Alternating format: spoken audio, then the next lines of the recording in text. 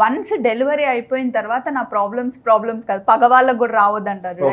So ఏమో నాకు తెలియదు, అంటే నా బాడీలో మిల్క్ ఓవర్ ప్రొడ్యూస్ అయిపోతున్నాం. అంటే ఒక మదర్ కి 3 పిల్లలు తాగేంత మిల్క్ నాకు వచ్చేవి. సో అది నాకు తెలియదు అనమాట. మా మమ్మీ ఇంట్లో నేనే ఫస్ట్ డెలివరీ అయ్యాను, మా అత్తమ్మ అక్కడ ఉండేది కాదనమాట. సో అది ఇట్లా ఒక ఇష్యూ వచ్చేసి నాకు సర్జరీ చేశారు, బ్రెస్ట్ యాబ్సెస్ అంటారు దాన్ని. సో ఆ సర్జరీ ఏంటంటే బ్రెస్ట్ కాబట్టి అందులో బేబీ ఫీడ్ తీసుకుంటుంది కాబట్టి అనస్థిషియా అట్లా ఏమి ఇవ్వకుండా సర్జరీ చేస్తారు. సర్జరీ చాలా చిన్న సర్జరీయే, కానీ ఆ హీలింగ్ పార్ట్ ఉంటుంది కదా, అది చాలా చాలా హారబుల్ అనమాట. జస్ట్ అందులో కాటన్ ఎక్కడైతే హోల్ చేస్తారో కాటన్ని డైరెక్ట్గా తీసేసి మళ్ళీ కాటన్ ఇన్సెట్ చేస్తారు.